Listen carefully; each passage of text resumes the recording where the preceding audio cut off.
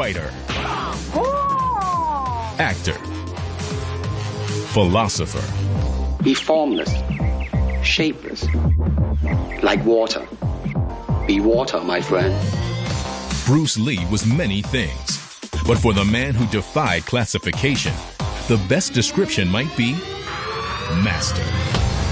The dude was just a true innovator. He was super focused on what he wanted, and he got it. He inspired me in every way. And it wasn't just about martial arts, it was about life. He was a teacher of life. But that life would be cut short. I was like so stunned because he was so alive to me.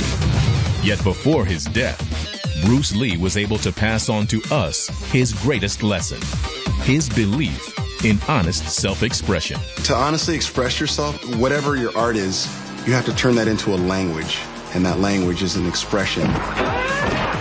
Bruce Lee is an immortal. How did he achieve such greatness?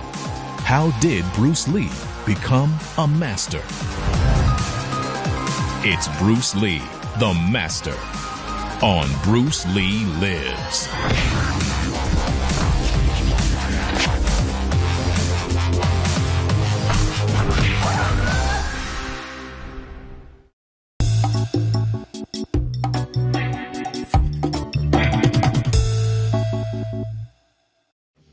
So why was Bruce so important?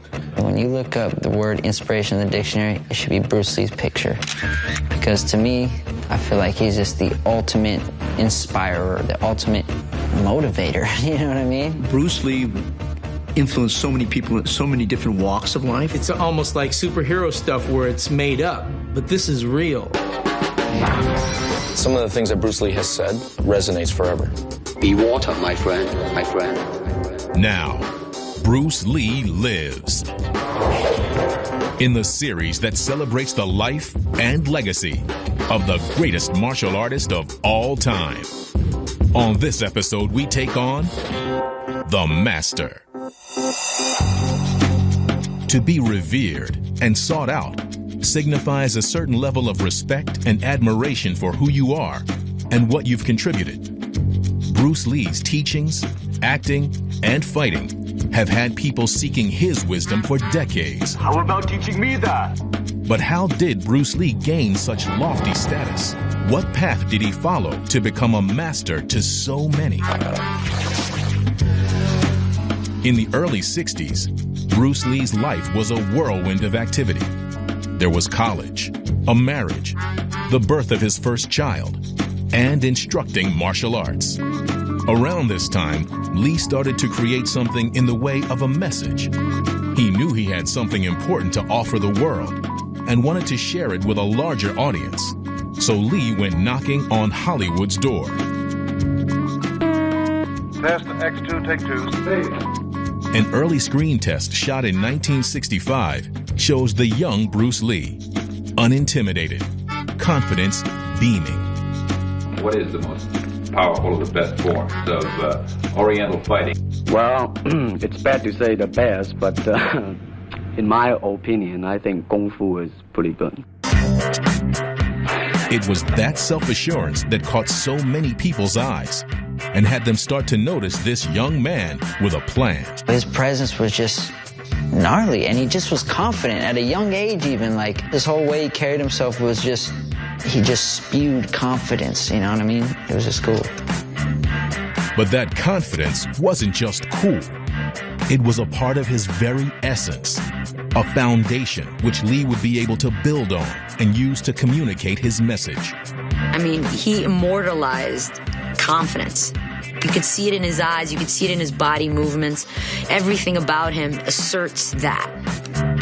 He was smart, he was super talented, but he was so present. He was super focused on what he wanted, and he got it. He was like, bring what you are and who you are to the table, and it can and probably will work. By 1967, Bruce Lee had already achieved some fame in the United States with his co-starring role in The Green Hornet. But the show only lasted one season and was canceled. But that didn't deter Bruce. As with any great fighter, he got up and kept on fighting. It is a valuable lesson that still inspires. I always felt like it's your personality and your character that really makes you who you are. And it's not, your outer shell. It's been about like the fight inside you. And for me growing up, being a shorter, basically shorter guy in the class always. And I remember I played basketball and I was like the shortest dude on the team. It always made me try harder though. Like I always wanted to compete and be the best. Bruce was that guy for me because he was a small dude as well, but he had the charisma of a 7-footer. He had so much charisma that he couldn't fit in that little body. He wanted to achieve and attacked it with vigor and passion. And I think everybody should approach your life that way. It's been said that to be a master means you have achieved a point of perfection, an ideal. But Lee had a lesson for all the other masters out there. There was no such thing as perfection. There was always more to learn. Bruce Lee was all about connecting with all the different things that he was, the fighter, the philosopher, the cultural icon, the family man, the teacher. Bruce Lee at that time is so way ahead of the game. As a martial artist, as a human being, I often thought to myself, my gosh, we're following a child. I really didn't mind studying with a person that was much younger because though he was younger, he was so highly evolved and so mature for his age level. There's two types of martial artists. I think there's the doer, the person that can execute martial arts skill, but also the teacher. And those are two separate skills. Bruce Lee had both. Today, all over the world, Bruce's Jeet Kune Do is still taught. And as Lee would have wanted, it is constantly evolving. Kind of feel it. Everything is feel. Very nice. Dan Anderson, who studied under Bruce Lee's good friend Dan Inosanto, has been teaching Jeet Kune Do for 17 years. Try to tighten up the transition a little bit better. Very nice. He has taught Hollywood stars, including Mila Jovovich. Bruce Lee, he used the philosophy and the understanding to let things go and to continuously improve and refine. I think growing as a martial artist is the most important principle. I try to learn every day from my students. I learn from the mistakes they make. I learn from what they pick up easy. I think that you should always constantly be growing and learning in your art. The mentoring behind what he did and the research behind what he did was way ahead of its time. Beautiful. Between his martial arts and his movies, Bruce Lee seemed an unstoppable force. Coming up, the movie Game of Death is more than a film. It was a disguised philosophy lesson. Game of Death was the best movie ever. Kareem Abdul-Jabbar was in it. Are you kidding me right now? And Bruce Lee appeared to be in control of his destiny. But unfortunately, fate is something no one can master. Bruce Lee was a fountain of knowledge about martial arts and life. But he didn't lecture or preach to get his message across. He did it through old-fashioned storytelling within his films. I love the concept of Game of Death. Game of Death was one of my favorite films. Kareem Abdul-Jabbar was in it. Are you kidding me right now? Yellow sweatsuit? That's awesome. I don't care. I still love that movie, and I will fight you to the death over it. Bruce Lee called upon his good friend Dan Inosanto to help on the movie. So I get this phone call, and he says he wanted me to come to Hong Kong to help him film this picture called The Game of Death. And he tells me the storyline. The key scene has Bruce Lee battling up the stairs of a pagoda. It was a metaphor for his teachings. The only way he would be able to move up the structure would be to fight a different opponent who possessed a different martial arts style. Lee would have to adapt and evolve with each fight. Key tenets of his beliefs. He used each level to kind of symbolize the conquering of a master. One of Lee's first encounters would be against Dan Inosanto's Filipino style of martial arts.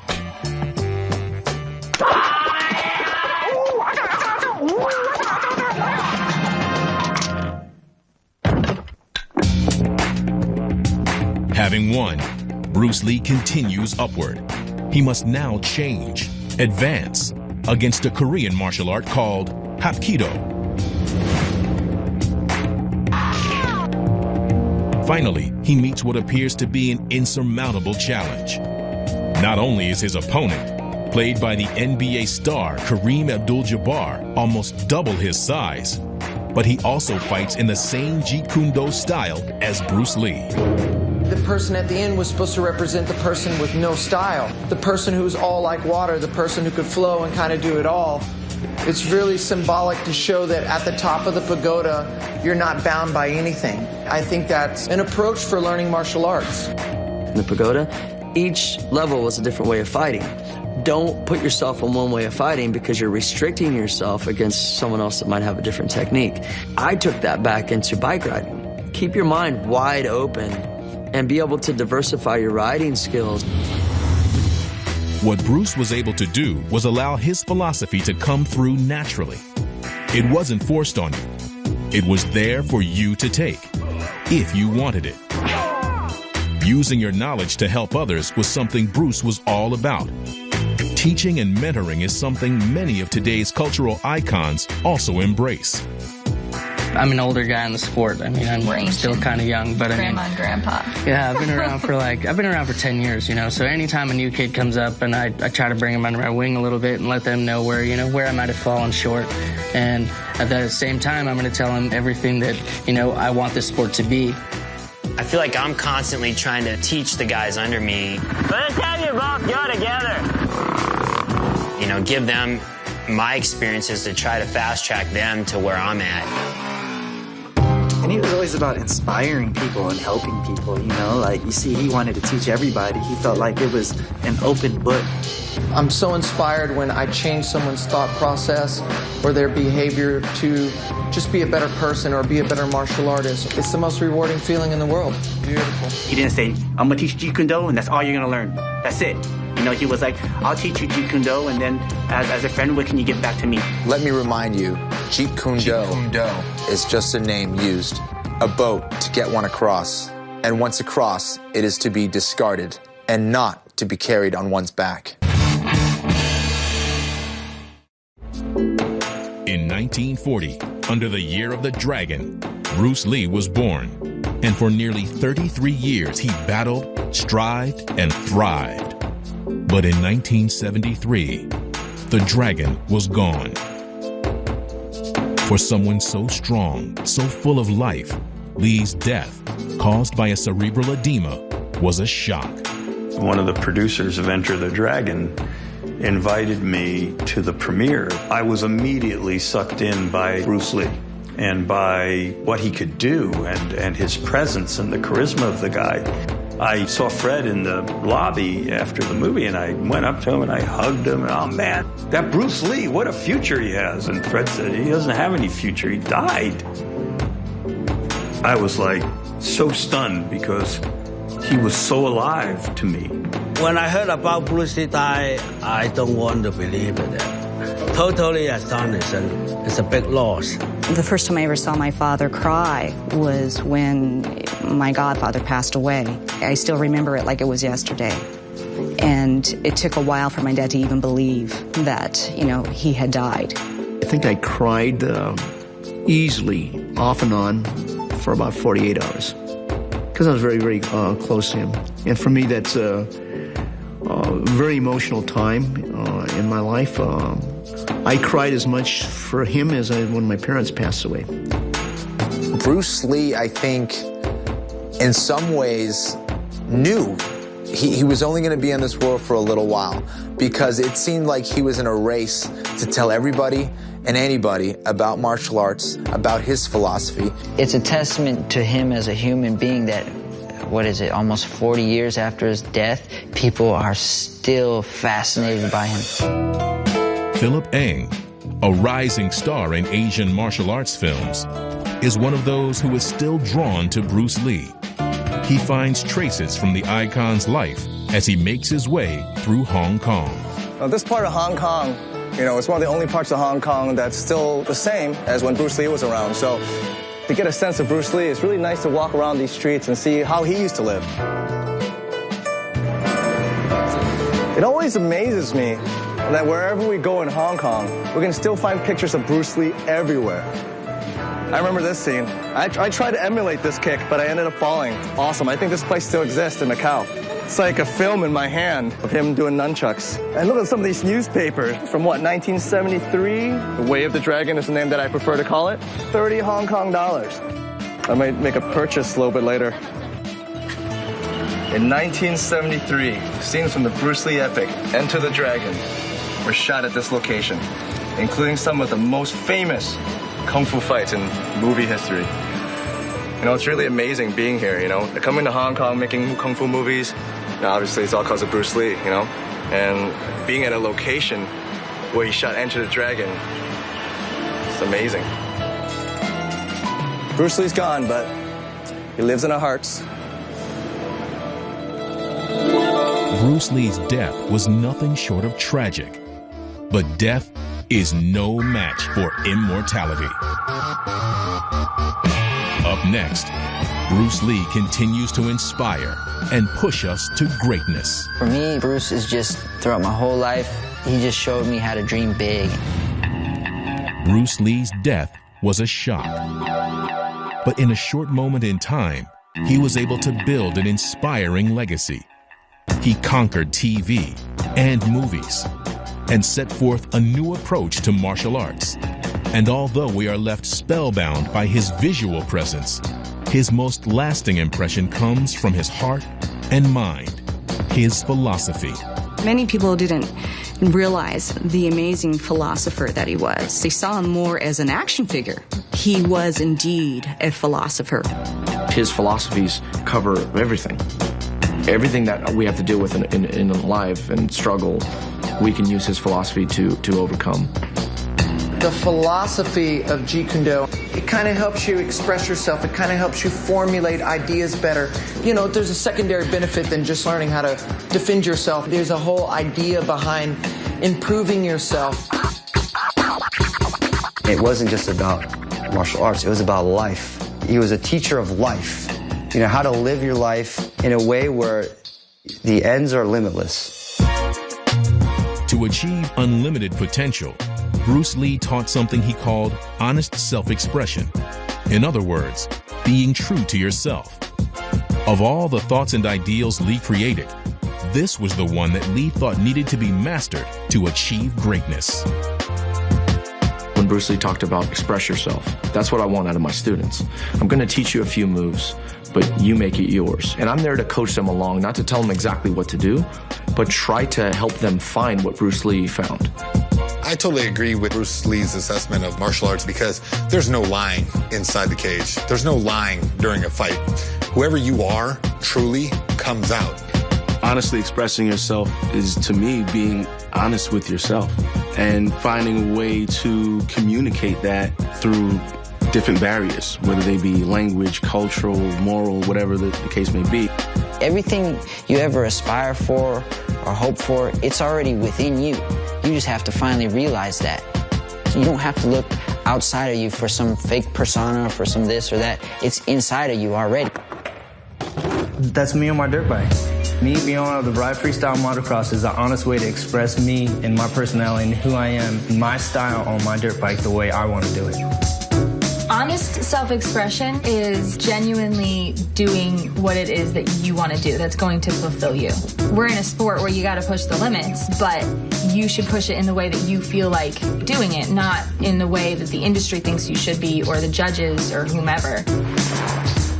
Honest self-expression to me is about totally expressing yourself and trying to be as original as possible. Bruce Lee mindset was all about that, letting that honest expression come out of you and to not be so confined in your thought process. Whatever your art is, you have to turn that into a language, and that language is an expression. When someone dies, you often reflect on the legacy they left behind. But Bruce Lee didn't leave anything behind. He pushed it forward. Nearly 40 years after his death, Bruce Lee still inspires us. But it is not just martial artists who are motivated by him. Actors, dancers, skateboarders, freestyle motocross riders. All of them have in some way been influenced by Bruce Lee, the master. He just showed me how to dream big and go for it. Whether you reach the goal or not is not the important part. It's the effort and the process you're putting in to get there. It's enjoying the journey of it. No one's had the impact that Bruce Lee's had. Bruce Lee's left, I think, a lot more than he probably would ever know behind. Bruce Lee once said, in order to be immortalized, you got to live your life in a way that would be remembered. And he certainly did that way beyond. Bruce Lee has touched millions and millions of people. The philosophy just keeps coming. He inspired me in every way. It's almost like superhero stuff where it's made up, but this is real. He really helped me become who I am today.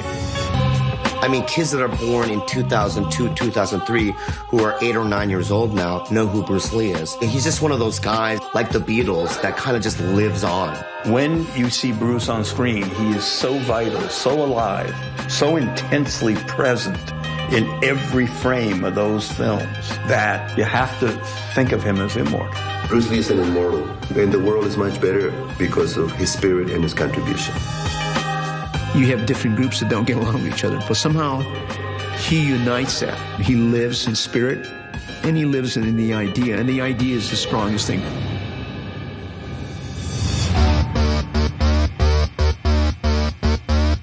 It is the spirit and ideas of Bruce Lee that will always inspire us, to make us question the norm, to push the limits, and ultimately have us be the best we can be. His way has become ours to strive for, and so it is through us that Bruce Lee lives.